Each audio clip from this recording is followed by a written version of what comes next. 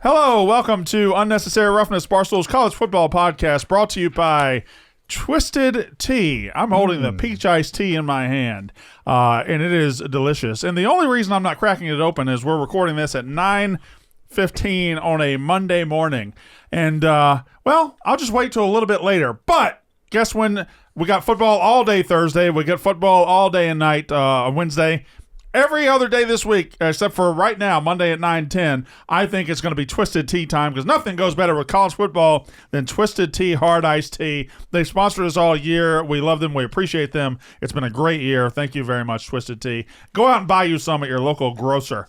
Hey, everybody. Brandon. Yeah. May I make a suggestion, though? If you are going to drink a Twisted Tea at 9:15 in the morning, the week between Christmas and New Year's is the time to do it. Because, Absolutely. and I know we have shows, so we do understand what day of the week it is. But for most people out there that are just enjoying their holiday, the Bermuda Triangle week is the week to drink a Twisted Tea at 9:15 a.m. I'll tell you what, Christmas was Thursday, then you had Friday and Saturday. There was a 24-hour period there where if you gave me a multiple choice question of what day it is, I don't know that I would have passed it. How was Christmas?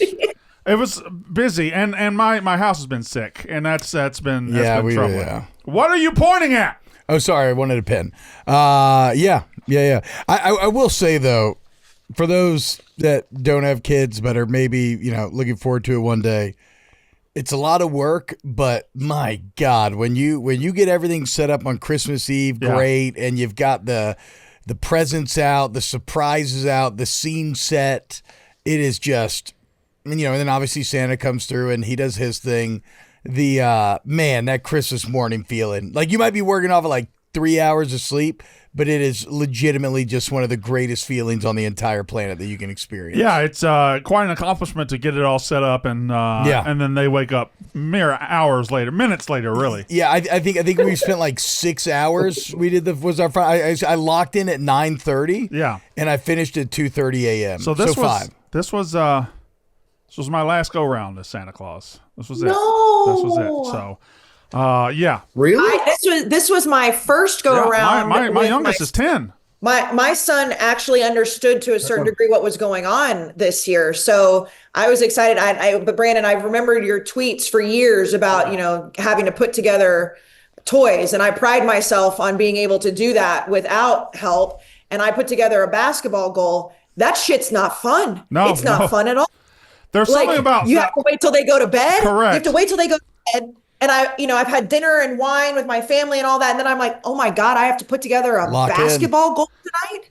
There's something about getting them to bed, walking into that room, putting all the boxes out, and realizing the work you have ahead of you that makes the eventual getting finished, like T-Bob said, one of the more gratifying feelings. But that 4 or 5 hours in between is pure hell. I think my count this year was I put together an outdoor kitchen, a train table with a full train set on top. I put together a Papa Shot, and I put together an indoor kitchen as well. Good Lord. So it was but hey. An outdoor kitchen for the kids? Like a mud kitchen. You take mud and you just it's like made out of wood. It's really well made, actually. It's pretty cool. I'll be damned. Yeah. I will say last thing about this.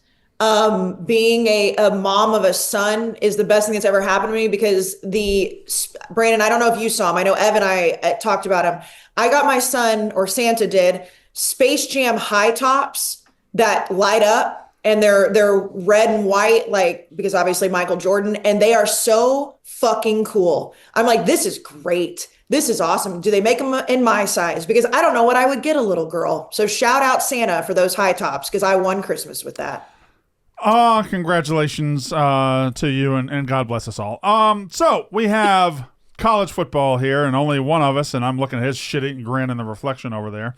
Only one of us is getting ready for his team to play a game. Obviously, we have a little bit of news to get to before we get to this playoff round of 8.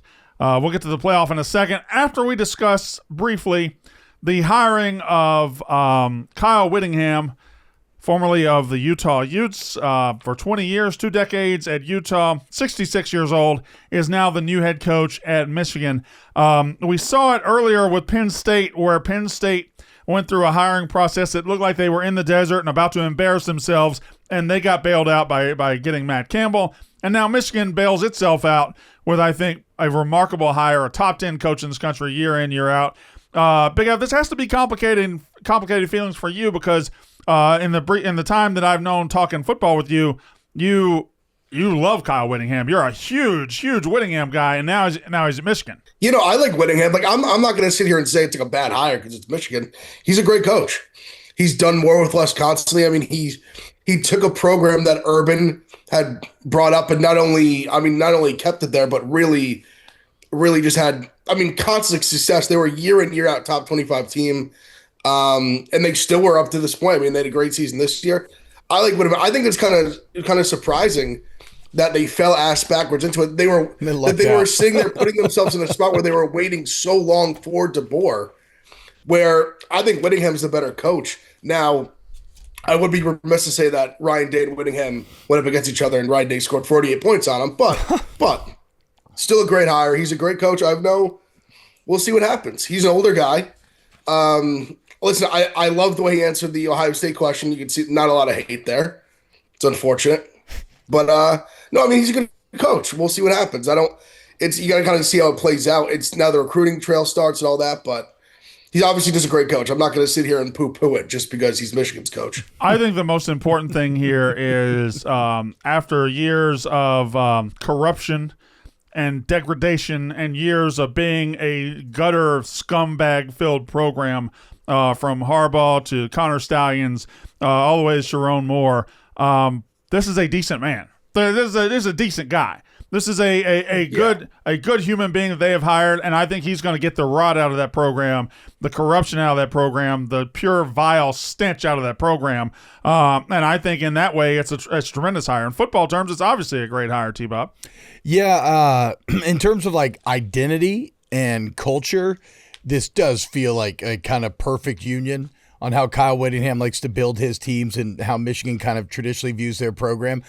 My only concern is, and age is a factor in this, not the factor. 66. But my only concern is everything that Michigan does right now is having to try to keep pace with Ohio State.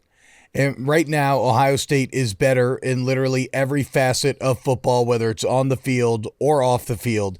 But mainly it is the off the field issue. Because like once you get the players on the field, Whittingham's going to get the most out of those guys. I believe that. But Ohio State, on now, granted, it's with the backing of Jeffrey Epstein's best friend's money, but they have an incredible recruiting. I'm sorry, it's true. They have an incredible. Okay. No, that's noted. That's okay, my bad. That was a shot. I didn't mean to. The redacted list definitely got no scout. I'm just saying the redacted list comes out. There's a lot of references to Ohio State businessman. Anyway, the point is, Ohio State, from a recruiting standpoint, has a machine that is built maybe unlike any other, maybe has one or two peers.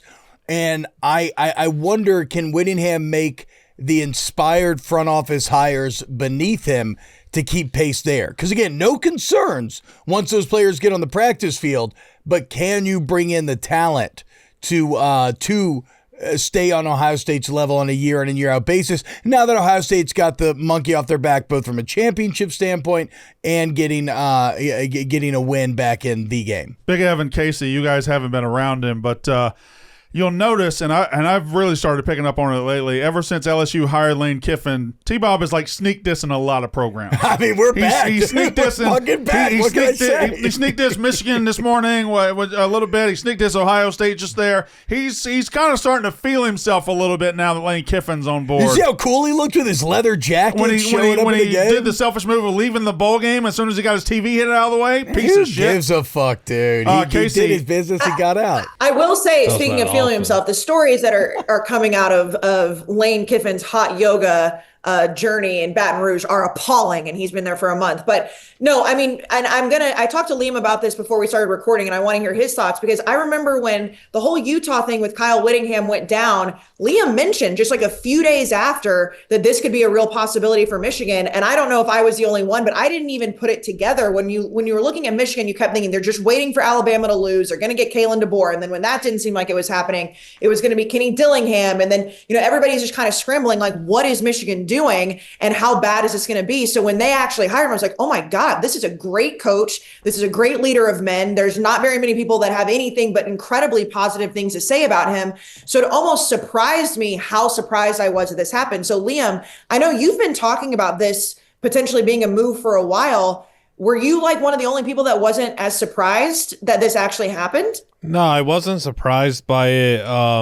I mean, they just put all their chips into a basket, and that basket never arrived to the table.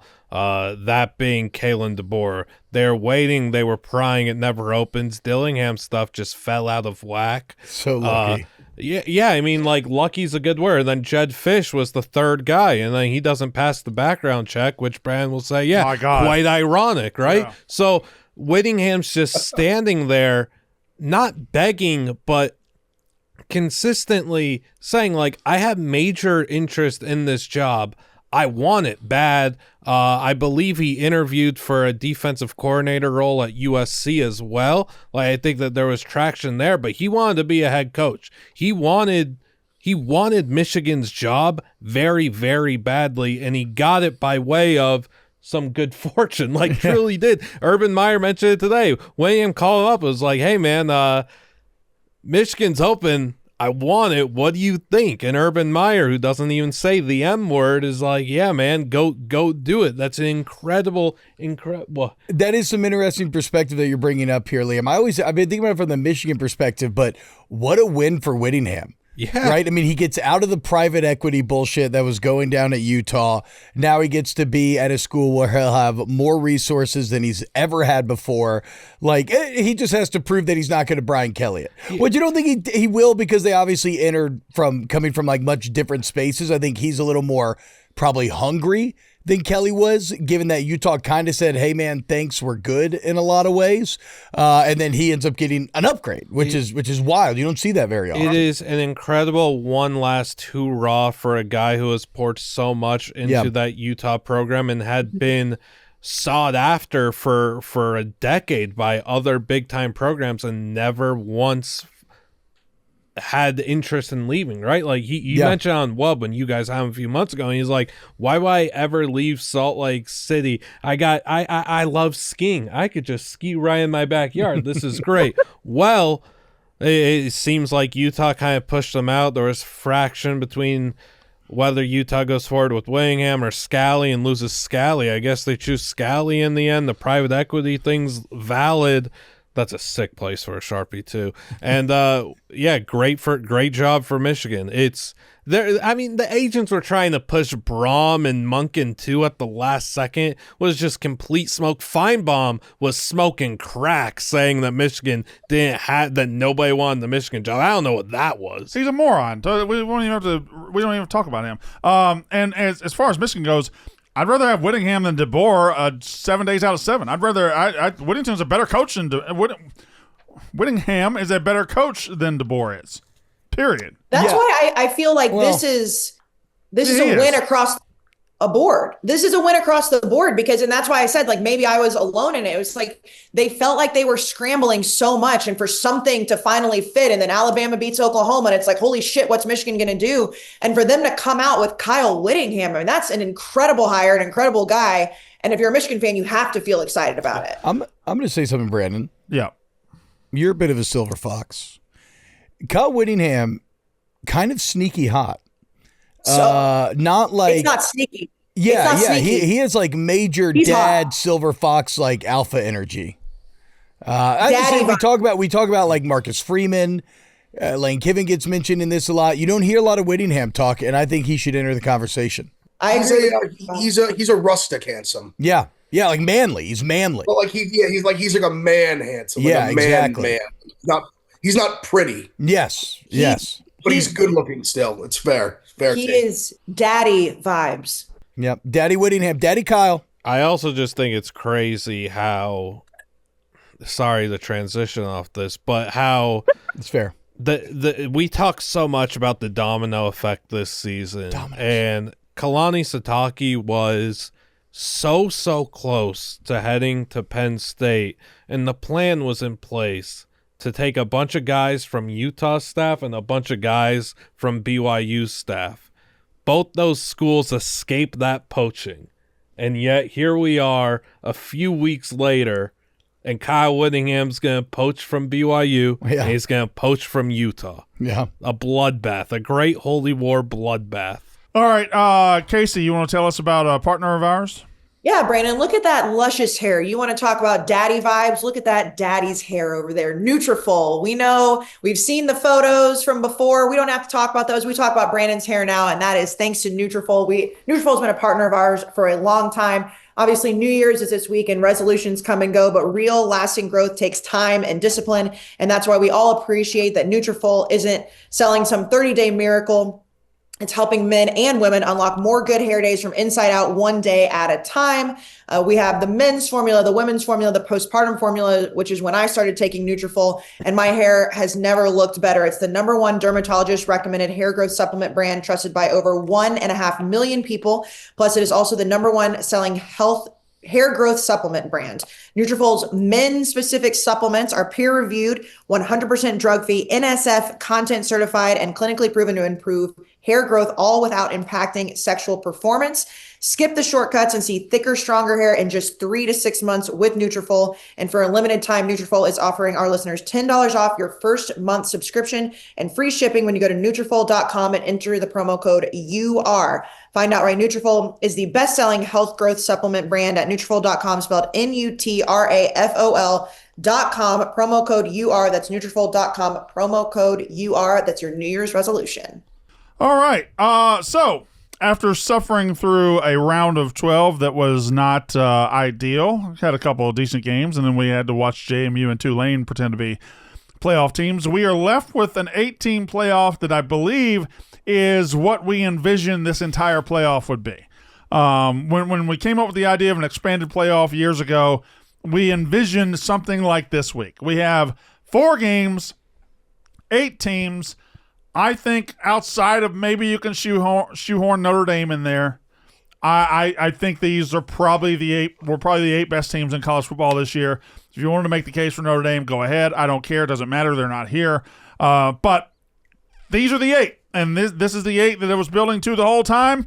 This is the 8 we got. And we've got Miami, Ohio State on Wednesday night. We have why am I forgetting? We have Georgia, Ole Miss. We have Indiana, Alabama. And we have Oregon, Texas Tech. Now, the way I plan to attack this, I have 4 or 5 questions here that I'm going to ask for your guys' answer. It's like kind of a take on the categories. But I'm going to ask these questions, and we're going to break these games down through the answers to these questions. Is everybody on board with that? Yes, sir. Is that one of the questions? No. Okay. Well, it does need to be answered, though. Yes. Yeah, I'm on board. Okay. Yes. So that was question number 1. Okay, so it was one of the questions. All right. Here's the real first question. Okay. Are you ready? Yes. No, that wasn't. Now I'm confused. Okay. Are you ready? This is like the exit. Yeah. This is like the exit row. Do we have to say yes out loud, or can we just let you talk? Just let me ask my question, okay? Are you guys ready? Yeah. That's a bad All right. question. Okay. Question number 1. There are 4 lower seeds. They are the Miami Hurricanes, the Alabama Crimson Tide, the Ole Miss Rebels, the Oregon Ducks. Which of these lower seeds is most likely to win their game this weekend? Now, I will preface that by saying last year at this exact time, the lower seeds went 4-0 in this round. The number 1 seed, Oregon, got blitzed by, and it wasn't their fault, by a misseeded Ohio State, who misseeded themselves by losing to Michigan. Ohio State was a hell of an 8 seed. They won. The 2 seed had their backup quarterback in and lost to Notre Dame. The 3 seed, I believe, was Boise State, and they lost because they just weren't as good as the team that they played, Penn State. And then the 4 seed, they lost. That was Arizona State to Texas, but Arizona State acquitted themselves well. But the 4 teams that got byes last year went winless. This year, I don't think that's the case. I think this year the teams with byes are going to at least go 3-1, maybe 4-0. But which lower seed team, and I'll start with you, Big Ev, is most likely to win?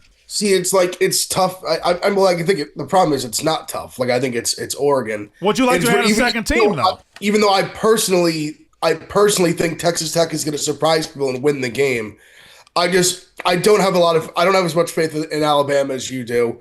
I think the big difference with like in Oklahoma versus Indiana is clear. Like the offense is just night and day. I mean, the athletes on the outside, Mendoza's incredible, very good offensive line. And Ohio State, I think the only way Ohio State really loses is if they threw themselves into kind of a Big Ten championship type game. Like the only game I think Ohio State's capable of losing is like a 13-10 game. If they can score 20 points, they're going to beat anybody. And Georgia's playing so well right now in a rematch. I think they beat him even more handily than they did the first time. Ole Miss put a scare into him. So I guess taking all that into account, I have to say Oregon. But I kind of think I think the higher seeds are going to go 4-0. Well, let me ask you this, Big F. You say the only way Ohio State loses is if it's like a 13-10 rock fight, and if it becomes one of those games. Isn't Miami's defensive line and front seven capable of doing exactly that? No, sure. No, but it's all about if we can't execute. I mean, even the Indiana game, like we left points on the board, and that's not the shit. Indiana's a very good team, like they earned the win. I just don't think Miami, like they have Malachi Toney, great. Beck is a significant downgrade from Mendoza, in my opinion. I don't think they have the coach that Indiana does. Signetti over Cristobal is a massive, massive difference, massive upgrade. So sure, like if we just can't, the only way if Bain and their DNs and their pass rush can get home with 4 and just put our tackles on skates, and that becomes such a problem, then yeah, they can keep it close. Probably if we just can't score. But I mean, I just think the mismatches we're gonna have on the outside. I love that Day's calling plays again. I think Hartline did a great job with it in the regular season. I think him taking the USF job, like it had to, there had to be a change there. He's distracted. He admitted it himself. I think Day's going to do a good job with that. And also, one of their starting corners is out for Miami, and Carnell Tate against your third corner. He's a mismatch against your third corner on an NFL team. Like that's a mismatch, and I think we're going to take advantage of.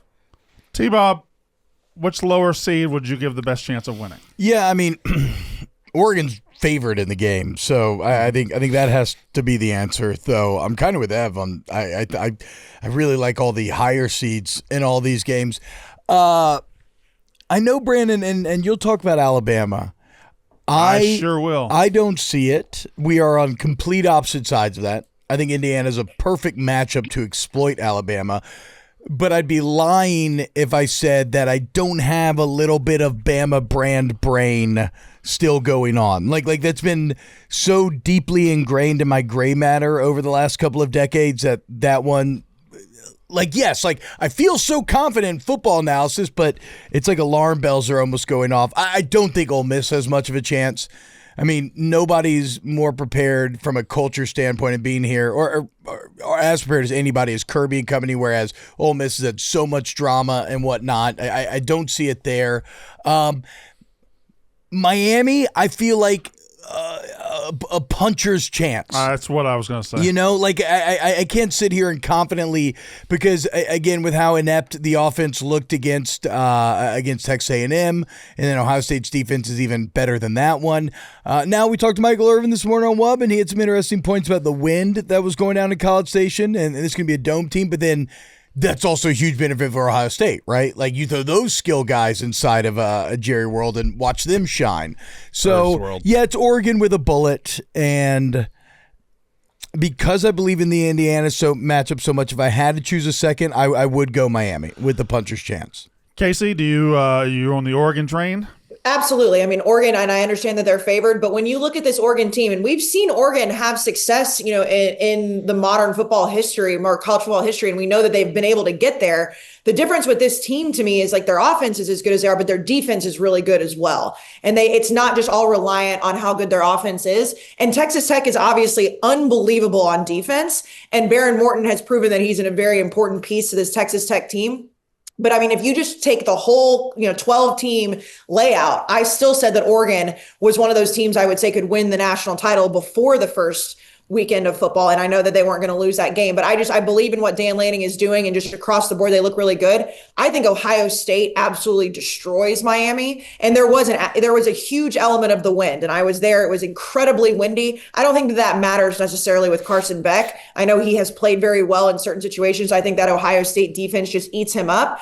I understand if I had to pick a second, I would say Ole Miss, and I know that's crazy because I believe in Georgia, but I think Indiana is going to beat Alabama pretty handily too. So I don't even know if there's somebody that I would put second that I have a lot of confidence in. So it has to be Oregon for me. But Ole Miss and Georgia did play close this year. I know it was kind of an anomaly because Ole Miss scored like on 5 or 6 of their first drives, whatever it may have been. I don't know if they can do that again, but I don't have confidence in a second team outside of Oregon to win.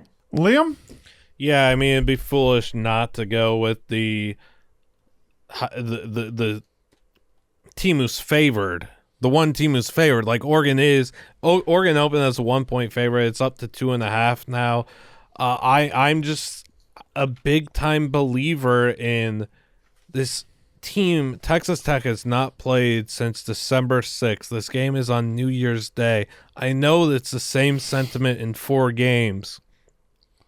For Oregon, Texas Tech, if this were flipped and Texas Tech was the 5 seed and they were coming in and they're playing Oregon, who was on the rest, I would love Texas Tech in this spot. I really think that Oregon, who has been dealing with injuries, was able to get wide receivers like DeCorian Moore and Bryant, get them play in the JMU game. That's really important, and just meshing and getting back on the field and not being rusty. And I think whoever was the 5 seed in this game was going to get out to a real quick start. I think that's the key. That first quarter, that first half is going to be so important. I think Oregon might get out to an early double-digit lead and doesn't look back. I'm very excited to see the offensive line play here from Oregon against a Texas Tech front that is absolutely disgusting. What David Bailey could do, like that's the X factor to me, is what does David Bailey do against Oregon's offensive line? How do they limit him? How do they take this guy who's got 13.5 sacks on the year? How do they take him out of the game? So for me, I'll go game by game. I think Ole Miss's best chance to beat Georgia happened already. I think they played about as well as they're going to be able to play against this team, and they still lost by – what was it? I don't remember. Well, remember the fourth quarter was insane. Yeah. It was like they went from scoring every drive to then they couldn't. They had negative 37, yards. I believe. Yeah. So and you know they don't have their coach anymore. Georgia turned it on after that. Like I just think this is that great season, phenomenal. I'd give my left arm to have it, but I just think Georgia's a better team. I think Oregon has I think we've seen Dante Moore and Oregon get pulled into rock fights before. Penn State did it. Penn State was god-awful this year. Beat them in double overtime. Iowa did it. Both those are on the road. That's fine. But this is a Texas Tech defense who's probably better than both of those defenses. You know what? Not probably. They are better than both those defenses. I think you can grab Dante Moore in that offense and pull him down to a nasty, ugly game, and I would favor Texas Tech in that situation. I think the same thing about Ohio State, Miami. I think this is another game that might not even get to 20. And for everything we're going to say about Miami's front seven being able to limit Ohio State, much like Indiana did, I can't shake Ohio State's defense against Miami's offense. I think if I'm trusting a defense and an offense combination, I'm trusting Ohio State a little bit more. And I think it's an ugly game, like a 20-17 game, but I think Ohio State there, which leads me to Alabama and Indiana. It's an Alabama team that has not played that well over the back half of the season. Got out to a 17-0 deficit against Oklahoma. Ended up coming back and winning that game because their opponent just wasn't very good. Oklahoma was never very good. They just pretended to be. They ended up coming back and winning that game. But now the whispers about Kalen DeBoer to Michigan are over. You don't have to worry about any of that crap. Alabama, over the last 8 weeks, hasn't been elite. But over the first half of the season, they went to Athens and they beat Georgia. They won 4 ranked games in a row. They beat Vanderbilt by 16 points. Vanderbilt barely missed this playoff. Like, I think Alabama has a ceiling in them that if you can touch it, you can win. And I think Indiana, boy, they got to this playoff last year and laid a colossal egg. They acted like they won the Super Bowl when they beat Ohio State. I think they can be gotten, and I think Alabama is the team that can get them. They're not going to be, the lights of the Rose Bowl aren't going to affect Alabama. They're not going to affect Kalen DeBoer, who's played for a national title. Like, I think this recipe for an Indiana team who is the story of college football over the last 2 years, the Cinderella story out of nowhere, Alabama could be midnight for Cinderella. That's what I think. Brandon, can I ask you a question about that because we have talked about how the break does sometimes it's a detriment to some of these teams, and Indiana beating Ohio State in the Big Ten championship, and they haven't been really punched in the mouth. That plays into this. But when you look at the actual X's and O's of the game, when Alabama hasn't been able to run the ball, does that scare you against Indiana's front seven? Because that to me is the big part of this game. And we've talked about Alabama all year. It's like they just have been so one-dimensional. And it's like if they can't run the ball against Indiana, they're going to have a hard time scoring. Yeah, it does. It scares the shit out of me. And Ty Simpson's shaky sometimes, and sometimes he's the best quarterback you've ever seen. So it depends on which Ty Simpson shows up for me. I will say there's been times this year against Ohio State, against Iowa, several times where Indiana's offense, against Penn State, where Indiana's offense, they got stuck in the mud too. They got dragged down against Penn State for 3.5 quarters. Mendoza was terrible, and that offense was terrible. And Alabama's defense is the one unit that people just don't talk about. Yeah, and they've done really well against great offenses this year, like when they've played them. Going into the Oklahoma game, it was all about the Oklahoma defense. Oklahoma statistically was like an inch better than Alabama's defense. Alabama's got like a top 10 defense across the board, and nobody talks about it. So, like, Indiana's offense has to go up against them too. It's a feeling I got. It's a gut feeling. It's one of those things I'll go to my grave doubting Indiana, I guess. And if you're an Indiana fan, you should probably be thankful to hear this. But that's just what I'm doing. That's gonna be on your tombstone. Yeah, doubted Indiana. The man every single year. Went out doing what he loved, doubting Indiana. So is the only way you'll ever give them any credit is if they win the national title. Like they could get in the national title game and lose, and you're still going to doubt them. No, I gave them credit when they beat Ohio State. I give them credit in retrospect, but I don't know. I refuse to believe we're going to have 4 higher seed teams just waltz through this thing. I think this is somebody's going to get caught. It's about to get a little rough for somebody. Everybody, it could be Ohio State against Miami. It could be Indiana against Alabama. Like, we'll see. We'll see. And I just want to go out on a limb. I want to be out on a limb by myself. I like it. I like it out here. You're not by yourself. Kayce, do another partner, please. Rocket Money. We've been talking about Rocket Money for many years on this podcast. And if there's any time to want to get your finances in order, it's going into a new year. And if you've ever had a moment where you realize you just need help getting your finances under control, Rocket Money is a good place to start. It's a personal finance app that helps you find and cancel your unwanted subscriptions, and more importantly, monitors your spending and helps you lower bills so you can grow your savings.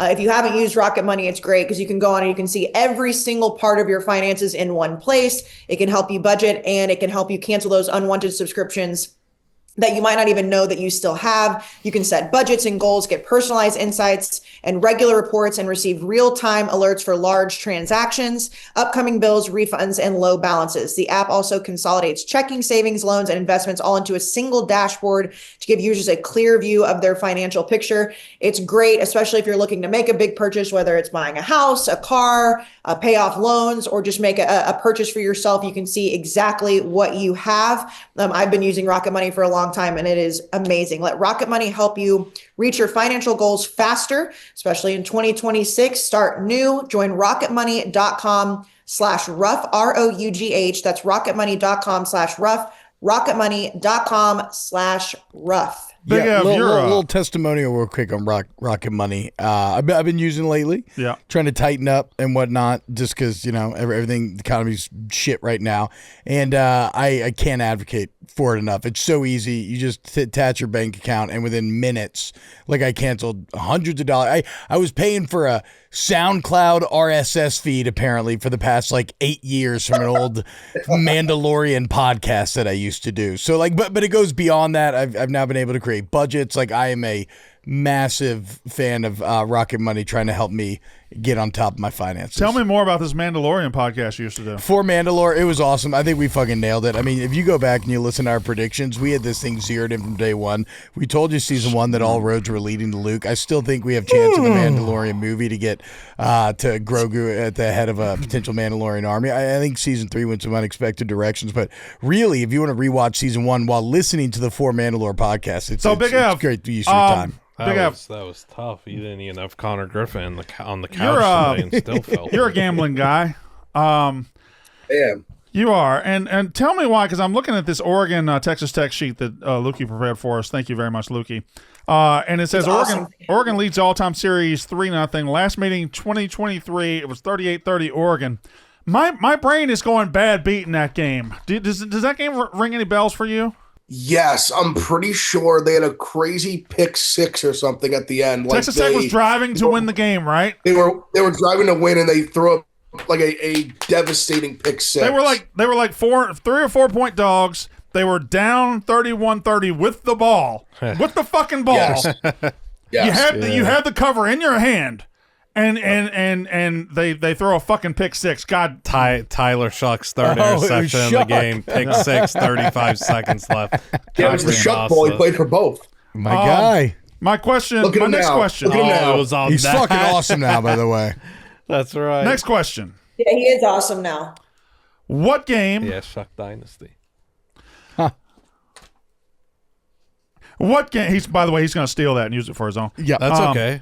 What game of these four has the most all-time classic potential? In 5 years, we'll be talking about this game. Remember that game from the fucking 2025 playoff? Remember that shit? Which game rings that bell for you, Kayce Smith? Ooh, my body wants to say that it would be the New Year's Eve game, but I just don't believe in Miami at all. But I just feel like there's like a moment where you're just like, wow, it's like right before the clock's about to strike midnight and we see some crazy shit. I'm going to go.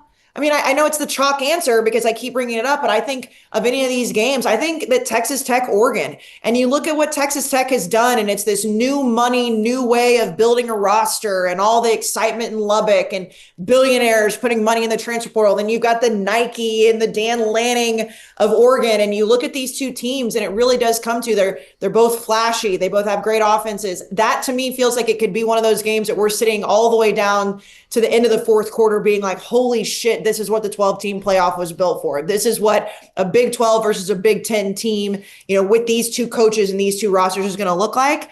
But it would be awesome if it was happening at New Year's. I know, Ev, you've been a part of that when it happening as the clock strikes midnight. It's not always great, but from a college football fan standpoint, when you're not attached to one of those teams, those are always fun. Yeah, it's one of the worst moments of my life. Big F. I didn't mean to bring up old shit, but as not an Ohio State fan, watching the ball drop at the same time as that field goal was. I'm not letting him get away with that. No, one of the worst moments of your life. Live my life, buddy. Live my life as a fan one fucking time. Anyway, Big Av, which game to you has all-time classic potential? No, I think that's the answer. And I think the reason is I personally think people are still dead asleep on Texas Tech.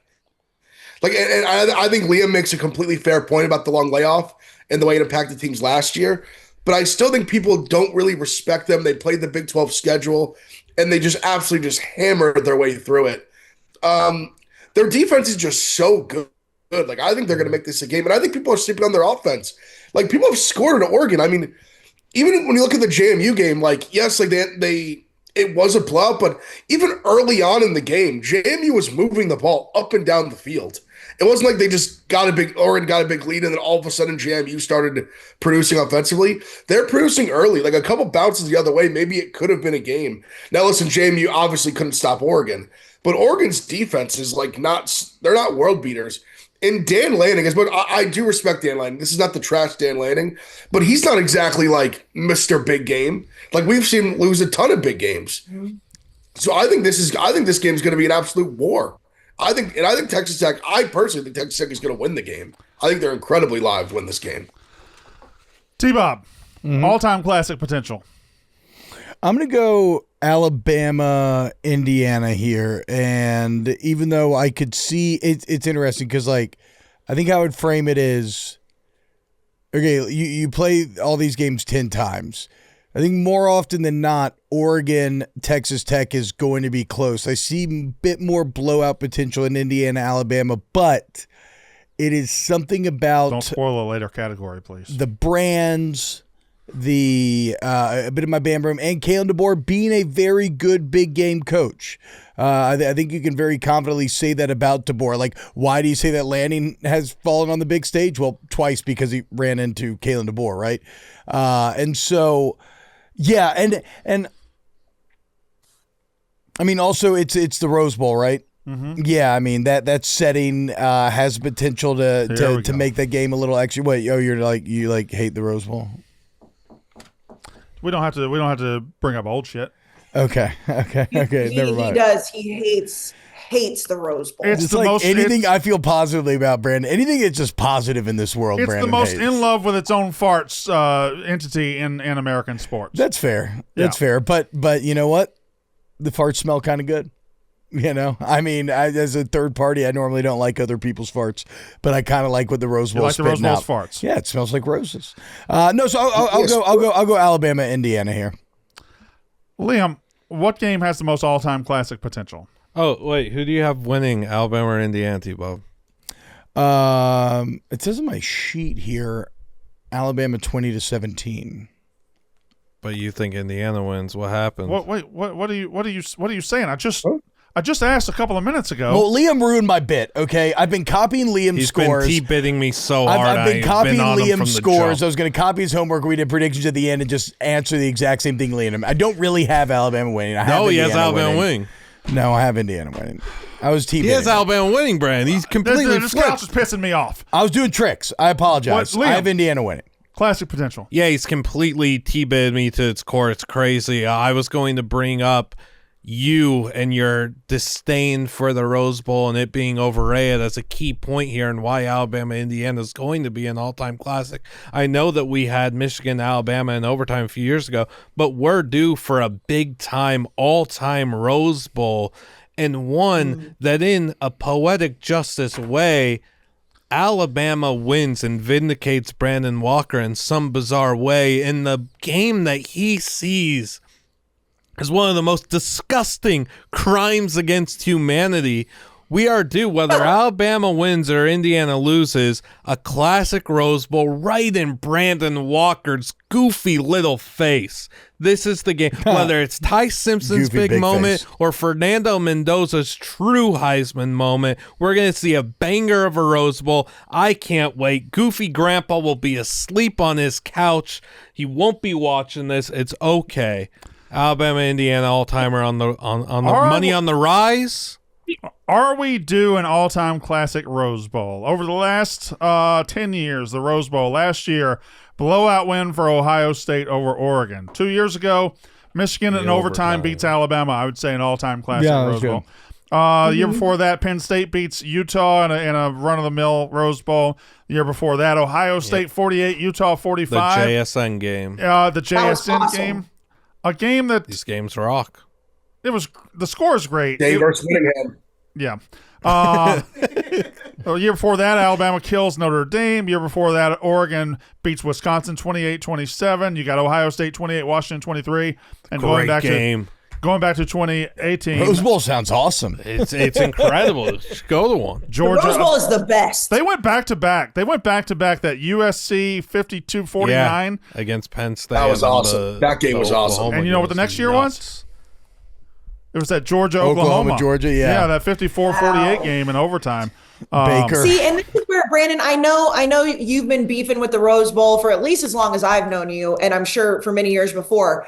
But all those scores for the most part, and then you add the way that it looks when the sun is setting and like the split colors down the it's just, how can you not love the Rose Bowl? Can I clear something up? And all your beef with the Rose Bowl is gone now. Can I clear something up? Because you hated it because of the scheduling. You guys acting like, Brandon Walker shits on the very idea of the Rose Bowl and he thinks it's terrible. I have never said that. I have simply said the Rose Bowl is the one entity, the one bowl that will always stand up and say, we're not moving from our time slot, change college football around us, do everything. We're not helping you. They stand in the way of progress, and they think they're better than everybody else, and they're just not. They're just fucking not. They're the Notre Dame of bowl games. Yeah. Good, because the progress is backwards. But hey, the Parade of Roses is sick, though. See, it's so sick. Everything about it is sick. When you look at the only game that we've said by its name thus far is the Rose Bowl. You've got the Cotton Bowl, the Orange Bowl, and the Sugar Bowl, and we're not calling it by that. We're just talking about the fact that Alabama, Indiana is the Rose Bowl. That tells you right there it is better than everybody else. My game here, who has all-time classic potential, is one that nobody else mentioned here. I feel like Texas Tech, Oregon, I feel like that game's going to be a 20-17, mudfest. I feel the same about Ohio State, Miami. Indiana, Alabama could go either way. But I'm pretty sure we're going to get a lot of points in Georgia, Ole Miss. And that game earlier this year was a game that was very close. Could I see Ole Miss hanging in there and this guy going to overtime tied at 38? I think I could. Again, this is not a prediction. This is just potential. The potential of these two offenses and these two teams locking up in an all-time knockdown, drag-out, points game is there. I guess I'm just worried about, and maybe this is trying to extrapolate too much from a very tiny game flow sample, but like I'm just worried that did Georgia figure something out there in the fourth, and it became this launching pad seemingly for them. And then again, no Lane Kiffin. So stop there immediately, because I'm going to go to the next category, and I'm going to go first. Okay. Which game has the most blowout potential? Oh, okay. It's Georgia Ole Miss. Yeah. Georgia, this is the one. I referenced this on Wub. Most people on Wub just looked around like I was stupid. But I think the internet people in here will get it. There's this guy on TikTok, Lethal Shooter, who will take a shot at a basketball goal, and it's got or at a rim, and it's lined with spikes, and he'll miss, and he'll say, "Oh, I understand it now," and then he'll just switch 30 in a row. I feel like this is Georgia's possible I understand it now spot, where earlier in the season they played, Ole Miss scored 6 straight times. Georgia kind of, got punched in the chin, shook it off, and then punched back and knocked them out. This time, Kirby Smart getting a second chance at a team without their coach. This has classic potential, but it also has massive blowout potential. This could be a game that's 21-0 in the first quarter. I don't think it will be, but the potential is there. Ole Miss has been punching above its weight class all season, and now without its coach, and I'm sure since it's in New Orleans, Lane Kiffin will show up to get a camera on him at some point and then leave. My dog. But, Kayce, that's true. Oh, no, I know. Yeah. I know. Hey, listen, but this man... The fact that asshole showed up to the LSU's bowl game, did an interview, and then fucking went to the car. What a piece of shit. Why? What's he supposed to do? He's not a part of that team. The amount of Brandon Walker clips that he's been sending me too. I mean, he's really got eyes on you right now. I don't know. He'll have this. This one will be in my inbox as soon as it's released. By the way, he's got time to watch this. I love him. I think he's fantastic. The fact that he left those fake motherfuckers at the altar, he's the best coach in the country. I'll always be a Lane stan. But also that was a shit move. No, I can't really believe, but he just, he just doesn't care. He just doesn't care. Like he will do whatever he wants, and he doesn't care if people don't like it. T-Bob, that is the biggest me greater than we thing I've ever seen. A coach shows up to his team's bowl game, does a television interview, and then leaves? Well, I think it's at odds with how we traditionally think about things. I think it's a very honest acceptance of the new mercenary age in which we live. I mean, Frank Wilson, LSU's head coach at the game, is actually coaching for Ole Miss. Yeah. Like, it's all over the place. Like, nothing makes any sense. There's not a coach, I believe, in college football right now that would do what he did publicly the way that he did it. It's only him. Like, most coaches at least stay. They're at least in a suite somewhere with the AD. What was the grocery basket thing? Oh, he went to the store and he brought back the basket. He's obviously, look, these football coaches don't know how, like, for the most part, how actual life works, right? They're so football obsessed. He gets into the store. He's really rich. He probably just assumes that, like, but he said they charged for the bags. You just signed a $90 million deal. Pay for the fucking bag. Yeah. He did take the basket back, though. For what it's worth, they did return the basket. Just like the dog. Kayce, what game here has the biggest blowout potential? I think it's Miami, Ohio State. As somebody who believed that Indiana and Ohio State were matched very closely, I just, watching this Miami team and obviously they played really well, watching them up close in round one that, if you make them struggle, they're going to be able to. I do understand like the rock fight type of thing, a low scoring game, which is what we saw in round one. I just think that, the weather conditions can be somewhat of an excuse for Miami. And I know that they missed multiple field goals. The wind was absolutely horrible at Kyle Field. But I just think that this Ohio State defense can really rattle Carson Beck. And, he had like 8 total passing yards into the second quarter of that first round game. And I just don't think that Ohio State is going to let, him be able to do anything. And I think that the offense versus Miami's defense I think they're going to be able to eat him up. So I don't know, exactly what I would say constitutes a full-time blowout. I don't think any of these games are going to be out of control quickly. But of any of them, I think Ohio State is just so much better than the Miami team that we saw show up in round one. Miami was great to start the season, but the way that these two teams are playing down the stretch, I think Ohio State could beat the shit out of them.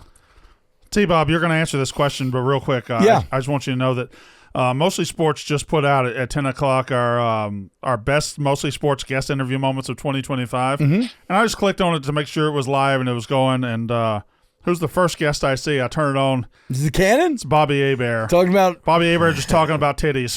just young women playing volleyball on the beach, dude. We're like, hey, Bobby, what about the Saints this year? Have you guys seen the young girls playing volleyball here in Chicago? I'm like, all right, relax, man.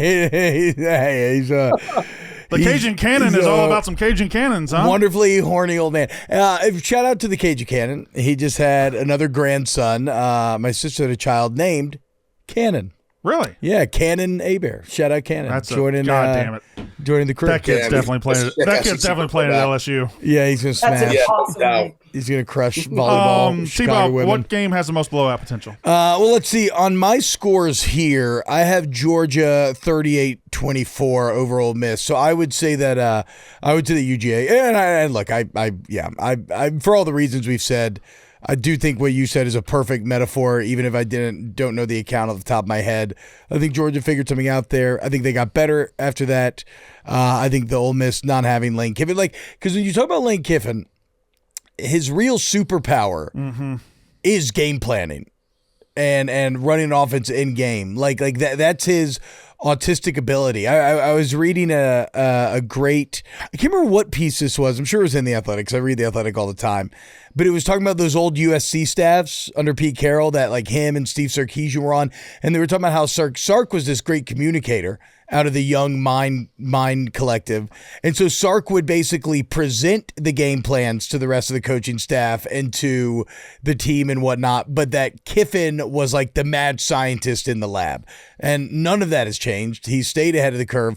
And I'm sure Weiss is great and everything else and whatnot, but just not having Kiffin there in a game where you already got to punch up and you're going against the most stable culture and environment in all of college football, it just feels like a really bad matchup for Ole Miss. And I think you're exactly right. The one thing they miss out of Lane Kiffin is the game planning. If you think back, their big wins this year, they lost to Georgia, but the biggest win was winning on the road at Oklahoma.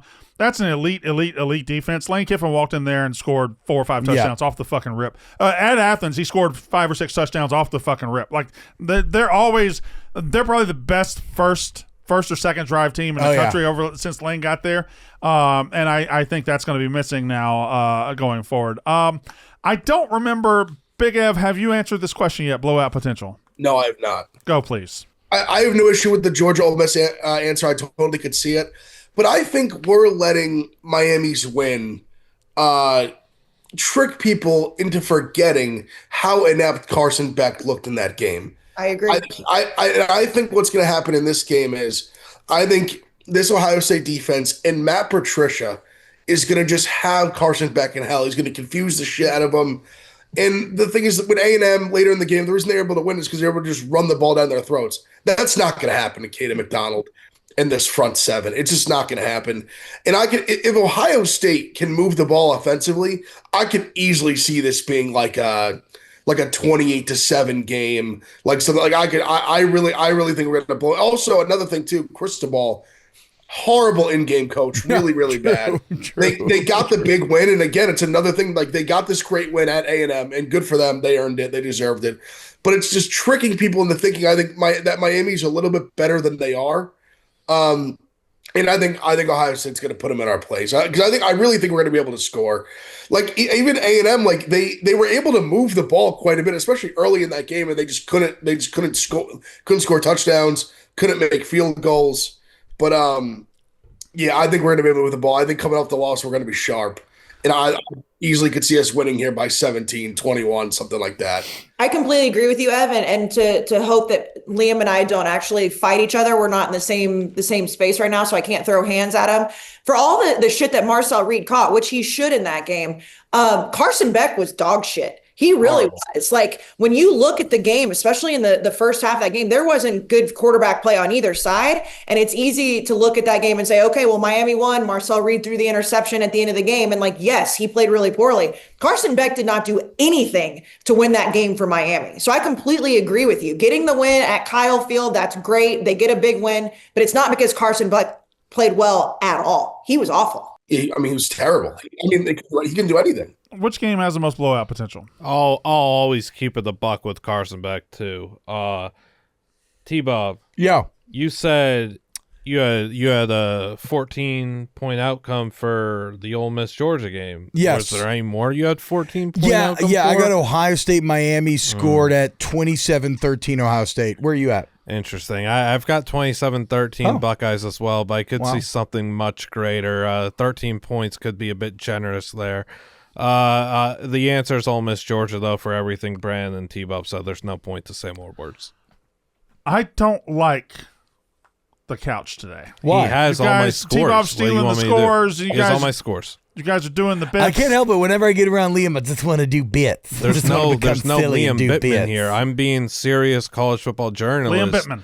I got nothing to do here. I got 68.8% of college football playoff games have been decided by double-digit outcomes. So if you want a real answer, it's all four of these games could be true blowout. Is that a Blunt model prediction? What? Is that a Blunt model numbers? Yeah, I mean, no, that's like just very like 68.8% of college football playoff games that have been played all time have been double-digit outcomes. 69% of the games. Correct. That's a number that's lost too. Like nobody cares about 6'9" anymore. Kayce, you got if any it was 6'7", we'd have got so many new subscribers. Yeah, that's a good point. That's a good point. Well, speaking of 69, why doesn't T-Bob read a Blue Chew ad? Oh my God! I thought it was just Fellas, you already know what time it is. It's time to level up, and Blue Chew just dropped something crazy. I'm talking next level championship belt gold-plated energy. Blue Chew Gold. Blue Chew Gold is the newest innovation from the #1 chewable ED brand. And this ain't your grandpa's little blue pill now, fellas. This is a 4-in-1 beast that's setting the gold standard for performance. We're talking 2 ingredients to keep the blood flow going, to keep that rocket pumping, mixed with apomorphine and oxytocin to turn up the arousal and connection in your brain and your body. Blue Chew Gold dissolves under your tongue and works in as little as 15 minutes. That means you can get it on quicker and stay in the game longer. Elevation without hesitation. This is peak passion and peak performance in a single tablet. If your bed could talk after this, your bed would be asking for a break. Make life easier by getting harder. And discover your options at BlueChew.com. And we've got a special deal for our listeners. Get 10% off your first month of Blue Chew Gold with code Roughness. Okay, Blue Chew Gold, first month, 10% off with special code Roughness. BlueChew.com for more details and important safety information. And we thank Blue Chew for sponsoring this pod. We've done a variation of this one all year. But at the end of these 4 games... Were you yawning? Mm-hmm. At the end of these 4 games, if we were to crown an MVP, a player of the round, the player who stands out the most, the player who has the best game, I think you all know what I'm saying at this point. Who would you say would be the player of the round? Since I think I know he's got the answer fastest, we'll go to Big Ev. I mean, there's so many options. I'm going to say Caleb. I'm going to say Caleb Downs. That's what I was going to say. I'm going to say Caleb Downs. because I think that's going to be the story of the defense. I think what we're going to do to Carson Beck and Miami's offense is going to be like borderline. It's going to be like assault. It's going to be like throw the damn towel, Rocky meme. Like this is ugly. What Matt Patricia and Caleb Coach Downs, as the kids call him, because he's like a coach on the field, is just going to directly. I mean, maybe an interception or two, maybe a couple TFLs coming up. Just calling out the play before they even lined up. He knows what's coming already. A little outside the box there. Listen, I know people want Jeremiah Smith against Miami. I understand that. I think they're going to try to shake Jeremiah Smith out of the game, and that's why I really like Carnell Tate in this game. I think Carnell Tate has a big game. Getting the second corner. Like I said, Damari Brown, one of the starting corners, is out. Potentially getting the third corner. That is a disaster for Miami if our protection can hold up. T-Bob, player of the round. So often these things just boil down to quarterback. If you're talking about MVP, so if Caleb Downs inspired, I will be more tired. I'm going Fernando Mendoza. And the reason being, we talk about this Alabama. We talk about this Alabama-Indiana matchup, and you mentioned the Alabama defense, and you are spot on. It's maybe the most under-talked about or underrated unit that you'll see in this Final Eight in terms of production versus how they get to. Like we talk about the great defenses, and we mentioned Ohio State, we mentioned Texas Tech. We don't have to mention Alabama, but statistically, they're right there. The difference is, I think Fernando Mendoza himself and this Indiana attack are perfectly suited to doing the one thing that Alabama wants to force you to do, and if you can't do it, you're done, which is they're not going to give up big plays, and they're going to make you earn these drives through consistency, right? Can you consistently execute on a play-by-play basis? And most of the offenses that Alabama has played this year, they have been found lacking in that department. They've been found wanting. When I look at Indiana, I think Fernando Mendoza is perfectly suited to finding that consistency, that efficiency, and then you're going to have, and if you're talking about like, who we're going to be talking about, again, the setting matters there. Rose Bowl, massive brands, the stories of, is this really the new age, the Cinderella Indiana? Are they going to go through Alabama to get there? It just lines up to feel like this could be just a massive, massive moment for and his hype train is already red hot right now. So he's got massive momentum entering. Mm-hmm. So give me Mendoza. Sneaky one, underdog. If Miami wins, it's probably because Malachi Toney does incredible things. Well, I for one want to commend you on your bold take of picking the Heisman Trophy Thank winner. You. That was I said it was tired. Really, really out on a limb there. Thank Kayce you. Smith. Fernando Mendoza is the chalk answer, but also probably the right answer. But I'm going to go Dante Moore, because when you look at this game, and we talked about Jacob Rodriguez and this Texas Tech defense all year, they take the ball away. They're averaging, again, shout out Lukey for these notes, 2.5 takeaways a game.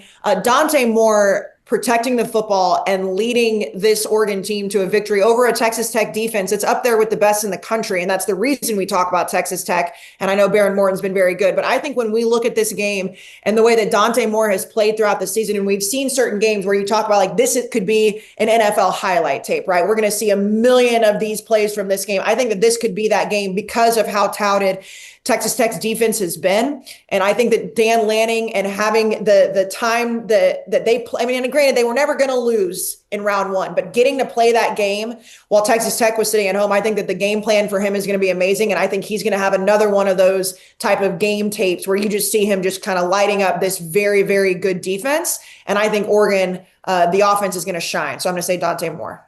Liam, the player of the round. Yeah, Ev took the words right out of my mouth with Caleb Downs, so I'll end up shifting to someone else. But Caleb Downs, I think Lukey said it a few times, and he said it very well. Caleb Downs is so good, so perfect at playing football that it's not even impressive to the human eye because he's just there instinctually and soundly. He is 4 or 5 steps ahead of the play at all times. It's unbelievable. He's the best player in the country, and nobody ever wants to say he is because it's not done in a flashy way. Yeah. It's just so precise, like he's done his homework 7 years in advance. He, to me, is the clear number 1 player in the upcoming NFL draft, and he's not going to go in the top 3 or 5. Like, it's maddening that the safety position is just devalued to that. I think it's a super important position, though. I think it's super important when you have a guy like Caleb Downs who could change a game at any point. I like Caleb Downs as the answer, but to go in a different direction, I'm split between two guys. I think Deontay Lawson's the guy to watch for Alabama and their defense that you guys have spoken so much about. He's another guy that's been on my radar for years and is a future long-time NFL linebacker. Against this RPO offense that Indiana is going up with, Deontay Lawson's going to have to read and dissect a lot. He's very instinctual, very intelligent, very, very strong coverage skills. I'm looking at him to have a big, important game. And then for Oregon, DeCorian Moore's got 29 catches on the season. He's a true freshman with super, super, super potential. This is his opportunity on the big stage, being heard all year. I'm DeCorian Moore. I'm breaking out on the biggest stage possible. I got such a bright future, and you're all seeing it right now on New Year's Day. That's great, special part of college football. I think DeCorian Moore, big-time day. Love it. I'm going to read some stats as we get ready for this 26 of 31, 289 yards, 4 touchdowns. Average yards attempt 9.3, 10 rushes, 59 yards, a touchdown. So that's about 350 yards, 5 touchdowns. That is Gunnar Stockton's stat line from playing Ole Miss earlier this season. I think he's a better quarterback now than he was even 3 months ago. I think Gunnar Stockton has a chance to jump into the consciousness even more so than he already is this weekend. Now, if Alabama is to beat Indiana, Ty Simpson has to win this. But I would pick probably Gunnar Stockton going into these games. All right. Prediction time. Kayce, do we have one more? Yeah, it's the touchdown parlay, though. So you tell me when you want to do it. Well, we'll do the touchdown parlay right here. Who all's got a touchdown for Daddy? You 4. Who's 4? Oh, the 4 of us? Big Ev, who's your touchdown scorer? I've been talking about all episode. Carnell Tate. I guess I should let her do the DraftKings ad before I even do this. Go ahead, Kayce. I was going to do it after, but we can do that. Okay, DraftKings, we know that the stage is set. The college football playoffs are here. Second round, every snap, every drive, every touchdown, which we're going to have a touchdown parlay, as Brandon mentioned. The DraftKings Sportsbook is the #1 sportsbook for live betting. It puts you right at the center of the action, from real-time wagers to season-ending thrillers. DraftKings keeps you in the game until the final whistle. New customers bet just $5, and if your bet wins, you get $200 in bonus bets instantly. Again, $5 if that bet wins, no matter the odds. $200 in bonus bets instantly. Just download the DraftKings Sportsbook app. Use promo code ROUGH, ROUGH, to turn $5 and at $200 if your bet wins. Again, in bonus bets. In partnership with the DraftKings Sportsbook, the crown is yours. The unnecessary roughness touchdown parlay for the second round of the college football playoff, Brandon. Big Ev, you went with Carnell Tate. Yes, sir. T-Bob. Yo. Going to like Elijah Surratt. Elijah Surratt for Indiana. Yep. Casey Smith. I'm taking Cameron Dickey for Texas Tech. I think he's -190. I feel like that's pretty good odds we got there. And I will go with Georgia receiver Noah Thomas. Noah Thomas to score a touchdown. And Noah Thomas. Parlay is plus 2,253. $10 wins you 235 smackaroos. Do you know a Thomas in this room? Yes, you. That's right. Yes, Thomas Brandon Walker. That's right. TB. Right. Me and you, TB. Oh, boy. What's wrong with the name Thomas, Brandon? Nothing. That's my name. Why'd you pivot? Why'd you pivot? I didn't pivot. I didn't have a choice. When my parents had me, they just called me by my middle name. I was always Brandon. Hey, Brandon, what's the opposite of Kyle Whittingham? But my dad's name is Mike, and his first name was Thomas. My grandfather's name was Calvin. His first name was Thomas. It's just a long-standing tradition to have a soft first name, Thomas. So there it is. It's in the family. That's the answer. Yeah. I don't think I could picture you as a Thomas. Like, I know it's your name, but like there's just like you're just a Brandon. Tom. Tom Walker is a good name. The fuck were you gonna say? You could be T. Brandon. Could. Yeah. Could. What's the opposite of Kyle Whittingham? I don't know. Kyle Boring Turkey. Can we just leave now? I think that's the worst joke I've ever heard in my entire life. Is it though? Why Is would- it So though? bad, Yes. it was so bad that I kind of like. Yeah, With exactly. a bullet. How the would worst. how would the name Kyle be the opposite of Kyle? Yeah. Well, I that's was just why doing a I'm last wondering. name thing. All right. What would be the opposite? What's the opposite of Kyle? Like Brad? Yeah. Oh no, they're similar. I'd have to think on that actually. Vanessa. You're right. Yeah. Yeah, Vanessa's the opposite of Kyle. Everybody knows that. Prediction time. The Chris, Fiesta Bowl.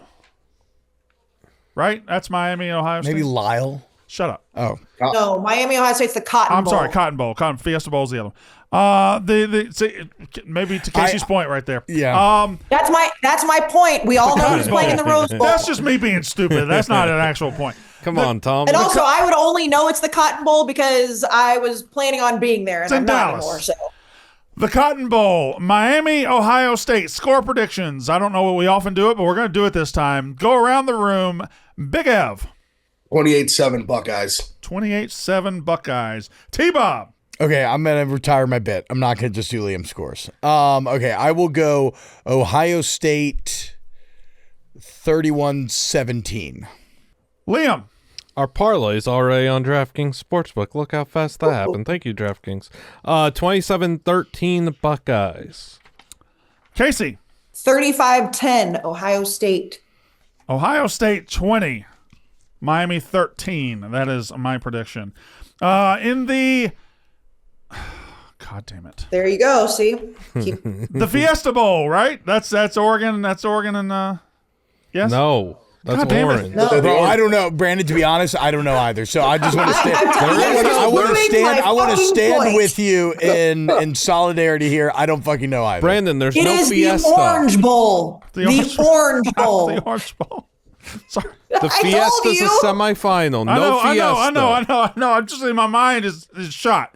What about the Apple Bowl? The Orange Bowl, which is being played in Tempe, Arizona this year. The Orange Bowl.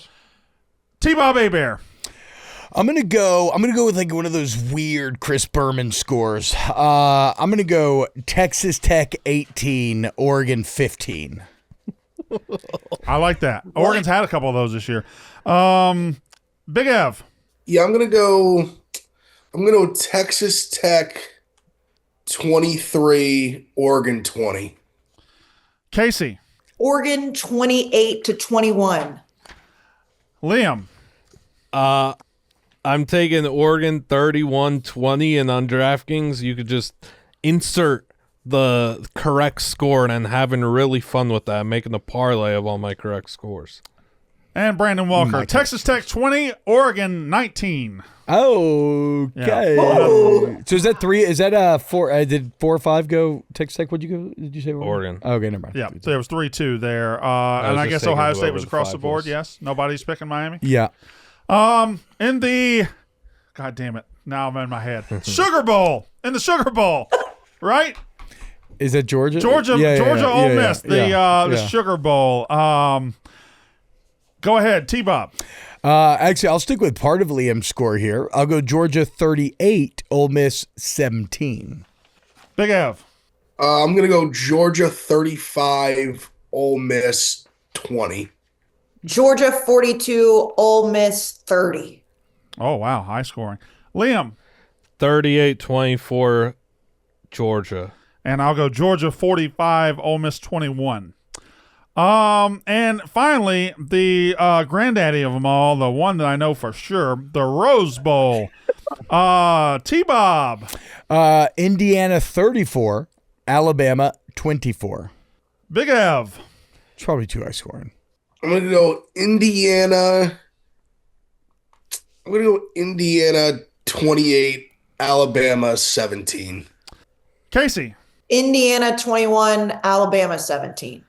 And Liam. If you put parlay in of my correct score for Ohio State, Oregon, and Alabama games, you could bet 35 cents to win 400 or 243,000 Off of 45 cents. 35 cents. I mean, it's going to hit, dude. It's got to hit. It wouldn't let me put in my my Ole Miss Georgia score. I couldn't have 4 of them. Alabama, Indiana, I think it's going to be tight knit till the end.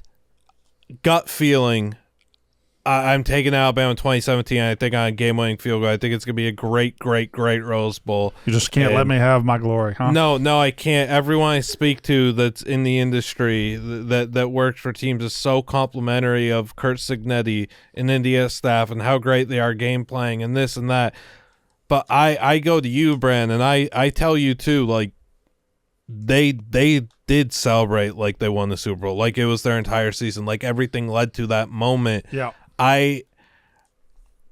Fernando Mendoza's a great guy, great kid and everything. It's not like it was this blowout, runaway, true, dominant Heisman winner. Like, I do think Indiana's gettable. I do think 2 underdogs or like lower seeded teams, whatever, higher seed, however you want to use that terminology, are going to win. So if you put a gun to my head, I'm taking Alabama and I'm believing that they're going to roll over this momentum. And my final score is Alabama 27, Indiana 16. Whoa! Oh wow! So here's the thing. So I didn't get to. I talked about Alabama, Indiana from a Indiana on offense perspective. When flipped, again, I don't know if any team in this entire field has a bigger flaw than Alabama's inability to run the ball. And you look at Indiana's front seven, that's where they don't get enough credit. And I thought maybe it would change after the Big Ten championship. It doesn't appear that it has. They're the most disruptive front seven in the Big Ten, probably in the entire country. And if you're gonna play a one-dimensional team and you're bringing that to bear, that's why I find it very hard to find Alabama having consistent success. I don't even disagree. I'm almost just throwing. No, I just wanted to do some last level I'm just analysis. throwing everything Yeah. out I'd like the to window. point out, for a team that's one-dimensional and can't run the ball, Alabama's got a hell of a set of wins on them. Yeah, they do. No, you're right. They're the most battle tested, arguably, of the entire bunch, for sure. It's just something in that gut says Bama. Yeah, agreed. And sometimes you can't ignore the gut. It's called And that's 2 just you knowing decades who of knows us ball. being deep dicked by Alabama. Like we all have. It's most of our adult lives. Nobody's been more deep It's been dicked than me. Alabama. I've been deep dicked harder. Don't hold on. We're not getting into this. I've been- redacted Deep all. That's Wait a minute. Nick Saban. That's Say a that on a tough- podcast with Kayce. Nick Saban literally. Nick Saban ruined my life. Also, I am very much on the record saying that is not a bad thing. I don't Okay. know why. All right. that's a bad- Okay. Everybody relax. Okay, you're right. He didn't deep dick me then, because you're right. That's not a bad thing. He shrimp dicked me. He micro penised me. Oh, it's gotta Nick be a bad Saban feeling. did, and it's awful. You heard it here. Nick Saban has a micro Brandon. penis. T-Bob Bear. Yes. Brandon, can I tell you something? This is where, the double standard of Barstool is always so great. There are very few people that could say to me what you just said and me laugh and be like, oh, that was such a funny joke. Well, it also came right after me saying nobody gets deep dick more than me. So, like, yeah. Oh, no, I know. But I'm just saying, like, that's really how you know that we're family. Because you can say that. I'm like, oh, Brandon, that was hilarious. Somebody else rolls that out and I'm fighting. All right. Anybody got anything to add before we get out of here? And we'll let you know that Wednesday night after the Cotton Bowl. The game is happening on Wednesday. After Listen, the game on Wednesday. Bowls are dead. Okay. All right. After the Cotton Bowl, we will not be live. It is New Year's Eve, and we just feel like there wouldn't be an audience for it. It'll end right before New Year's. Go kiss your best gal, and we'll see you Thursday night after the Sugar Bowl. I'll kiss all my There you best go. gals. Yeah. Yeah. So, all right. That's it. Thank you for listening. Thank you for watching. We will see you next year. That's the joke I'll end it with. That's cool. And that's it. That's unnecessary reference. Thanks. Football.